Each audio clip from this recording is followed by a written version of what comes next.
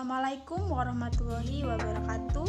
Selamat pagi, siang, sore, malam. Yang terhormat Bapak Fazlur Rahman, selamat menyaksikan. Perkenalkan, kami dari kelompok 1. Nama saya Syarifah Aini dan juga teman saya Carol Angelika Aulia Putri, Adriana Dwi Rahayu, Akila Rahmawati, Ahmad Zaki Zain, dan juga Tiara Putri Syaharani. Jadi di kesempatan kali ini saya akan mempresentasikan tentang timeline pemahaman manusia tentang Tuhan dan fakta saintifik keberadaan Tuhan. Kata ilah yang diterjemahkan sebagai Tuhan dalam Al-Quran dipakai untuk menyatakan berbagai objek yang dibesarkan atau dipentingkan oleh manusia. Berdasarkan logika Al-Quran, dapat dipahami bahwa Tuhan atau ilah ialah sesuatu yang dipentingkan atau dianggap penting oleh manusia sedemikian rupa, sehingga manusia merelakan dirinya dikuasai olehnya. Perkataan dipentingkan harus difahami dalam arti yang luas. Tercakup di dalamnya yaitu dipuja, dicintai, diagungkan, dan diharap-harapkan dapat memberikan kemaslahatan atau kegembiraan, dan termasuk pula sesuatu yang ditakuti akan mendatangkan bahaya atau kerugian. Istilah Allah sendiri berasal dari bahasa Arab, yakni al-ilah. Kata al merupakan kata sandang yang definitif, yang di bahasa Indonesia adalah sang. Kata al-ilah artinya sang maha kuasa atau yang maha kuasa. Kata al-ilah menurut peraturan baca bahasa Arab harus dibaca Allah, karena huruf i di antara al dan ilah itu tidak dibaca. Selanjutnya adalah definisi Tuhan menurut manusia. Definisi Tuhan menurut manusia adalah substansi yang dipercaya dan disembah oleh manusia, tempat meminta perlindungan dan berpasrah, serta pencipta alam semesta. Atau bisa didefinisikan sebagai suatu yang diyakini, dipuja, disembah sebagai yang maha kuasa. Pemikiran mengenai peran Tuhan dalam keberadaan manusia di alam semesta telah dikembangkan oleh Giovanni Pico della Mirandola dan Marsilio Ficino. Pico meyakini bahwa Tuhan telah memberikan kesadaran kepada manusia mengenai hak dan keberadaannya di alam semesta sebagai ketetapannya. Berdasarkan kesadaran ini, manusia memiliki tanggung jawab atas kehidupan yang diberikan kepadanya oleh Tuhan. Sedangkan Ficino berpendapat bahwa manusia merupakan makhluk rasional Tuhan yang berperan membimbing manusia dalam kehidupannya. Tanpa keberadaan Tuhan, manusia tidak dapat melakukan perbaikan apapun pada dirinya sendiri. Selanjut untuk definisi Tuhan menurut saintifik. Yang pertama ada Francis Collins yang mengungkapkan bila DNA adalah bahasa Tuhan dan perwujudan dari rencana yang juga bagian dari alam. Yang kedua ada Friedrich Gödel yang mengungkapkan teori Gödel menyatakan bila Tuhan adalah zat yang paling agung dan ada di setiap pemikiran manusia. Yang ketiga Immanuel Kant yang mengatakan bahwa Tuhan adalah masalah pokok dalam setiap agama dan filsafat agama. Tanpa kepercayaan Tuhan tidak bisa disebut dengan agama, begitu juga dengan filsafat. Yang terakhir ada Carl Gauss yang mengatakan bahwa segala persoalan mengenai Tuhan sungguh-sungguh berada di luar batas kemampuan pikiran dan ruang lingkup sains. Saya akan menjelaskan mengenai bukti keberadaan Tuhan. Yang pertama yaitu keberadaan alam semesta. Yang kedua, tanda-tanda adanya rencana dan tujuan dalam alam semesta. Yang ketiga, penciptaan manusia. Yang keempat, bagian tubuh yang proporsional dan seimbang. Yang kelima, persediaan dan persiapan.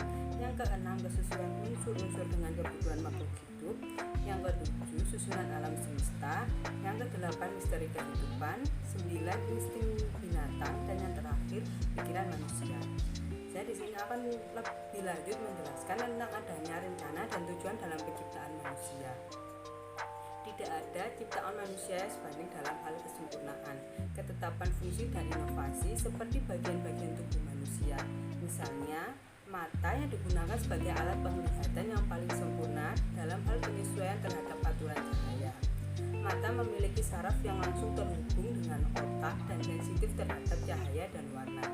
Cahaya yang masuk ke mata akan dikirim melalui pupil. Namun, pupil akan menyempit saat cahaya terang dan akan melebar saat cahaya kurang. Proses ini diperlukan untuk menyesuaikan penglihatan. Pupil mata bekerja secara mekanis dan bukan atas kemauan kita. Namun, masuknya cahaya melalui mata tidak cukup untuk memberikan gambaran yang jelas tentang benda-benda yang terlihat. Cahaya harus melewati kaca cembung untuk memecah sinarnya dan dikumpulkan di tengah bola mata.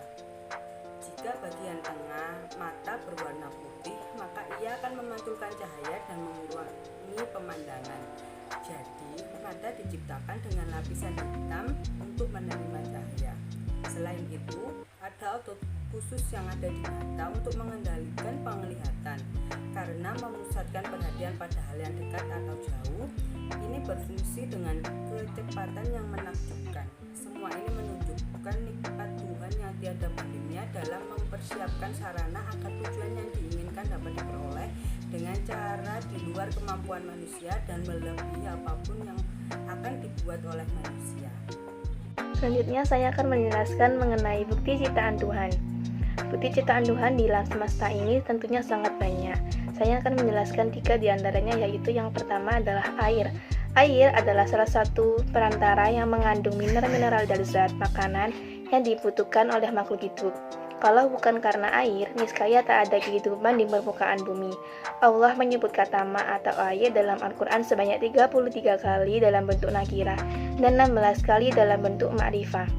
Yang kedua adalah matahari dan bulan. Matahari dan bulan keduanya merupakan bagian dari tata surya yang ada di galaksi Bima Sakti, gugusan bintang-bintang atau planet di mana bumi tempat kita tinggal sekarang ini menjadi bagian juga di dalamnya. Matahari dan bulan datangnya silih bergantian. Yang ketiga adalah otak manusia.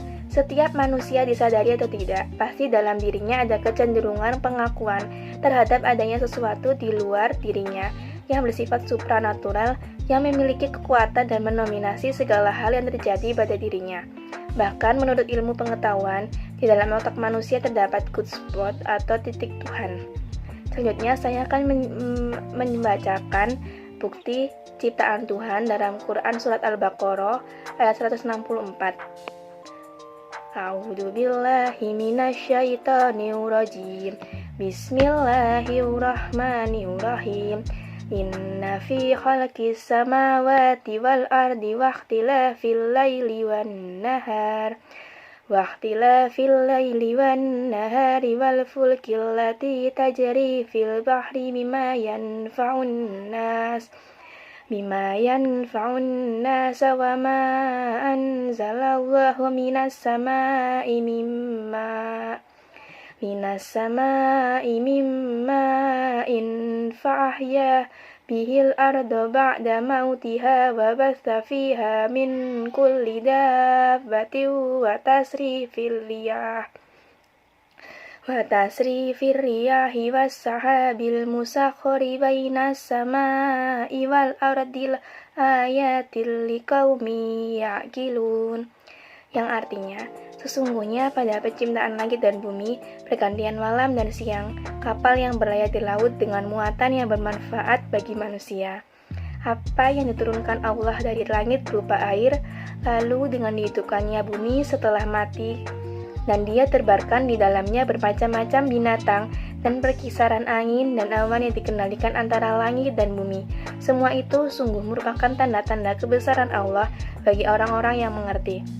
Di sini saya akan menjelaskan pemahaman manusia tentang Tuhan berdasarkan rentang usianya. Yang pertama ada masa kanak-kanak. Masa ini adalah awal di mana manusia mulai mengenal Tuhan. Biasanya anak-anak ini diperkenalkan dengan Tuhan oleh orang tua mereka. Biasanya kalau orang tuanya lagi sholat, anak yang mengikut sholat. Dengan perlahan-lahan mulai mengenal Tuhan, anak-anak ini mulai punya pertanyaan tentang Tuhan. Tuhan itu siapa? Tuhan itu tinggal di mana sih?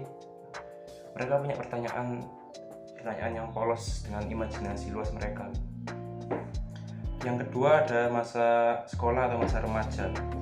Anak-anak yang tadinya polos ini mulai mendapat pembelajaran dari guru-guru mereka. Mereka mulai paham apa itu ilmu agama, apa yang baik dan buruk dalam agama, apa yang wajib dan dilarang Tuhan. Selanjutnya ada masa dewasa. Pada masa ini manusia biasanya akan mendapat cobaan yang lebih berat dari sebelumnya. Biasanya orang-orang yang punya keimanan yang kurang terhadap Tuhannya akan cenderung mulai menjauh dari Tuhannya. Mereka kecewa dengan Tuhan. Mereka kecewa karena Tuhan tidak mengabulkan doa-doa mereka, karena terus mendapatkan cobaan. Sebaliknya orang-orang yang beriman akan percaya bahwa Tuhan tidak akan memberi cobaan pada hambanya di luar kemampuan hambanya. Yang terakhir ada masa tua. Pada masa ini biasanya orang-orang akan cenderung lebih dekat terhadap Tuhan. Mereka sadar bahwa umur mereka di dunia ini tidak lama lagi, dan mereka akan mulai bertobat terhadap apa yang mereka lakukan di masa lalu. Mereka khawatir dengan kehidupan akhirat mereka nanti. Jadi kesimpulan PowerPoint ini adalah pencipta yang kekal menjadi pihak yang bertanggung jawab atas realitas yang ada saat ini. Rentetan logisnya menjadi sesuatu itu ada. Kita tidak akan memperoleh sesuatu dari yang sebelumnya tidak ada menjadi ada, karena itu dibutuhkan sesuatu atau seseorang yang kekal untuk ada sebelumnya. Hanya ada dua opsi, yaitu alam semesta yang kekal atau pencipta yang kekal. Ilmu pengetahuan filsafat tidak dapat membuktikan keberadaan alam semesta yang kekal, karena itu pencipta yang kekal itu ada. Lalu, jika pencipta yang kekal itu ada, seperti apakah dia? Dapatkah kita mengambil kesimpulan tentangnya dari apa yang ia ciptakan? Dengan kata lain, dapatkah kita mengerti penyebab dengan mempelajari akibatnya? Jawaban untuk hal ini adalah, ya kita bisa. Kemungkinan besar, ia pasti ajaib di alam semesta, karena ia menciptakan waktu dan ruang. Lalu, ia pasti sangat penuh dengan kuasa, dan juga ia pasti ada pada dirinya sendiri atau kekal. Lalu, ia pasti tidak terbatas oleh waktu dan tidak berubah, karena ia menciptakan waktu. Lalu, ia pasti tidak berwujud, karena ia melampaui ruang dan fisik. Dan juga, ia pasti berkepribadian. Sesuatu yang tidak berkepribadian tidak bisa menciptakan kepribadian. Lalu, ia pasti tidak terbatas dan tunggal. Dan juga, ia pasti sangat cerdas. Hanya makhluk berakal yang dapat menciptakan makhluk yang berakal. Dan juga, ia pasti penuh dengan tujuan, karena ia sengaja menciptakan segalanya. Sekian dari kelompok kami. Wassalamualaikum warahmatullahi wabarakatuh.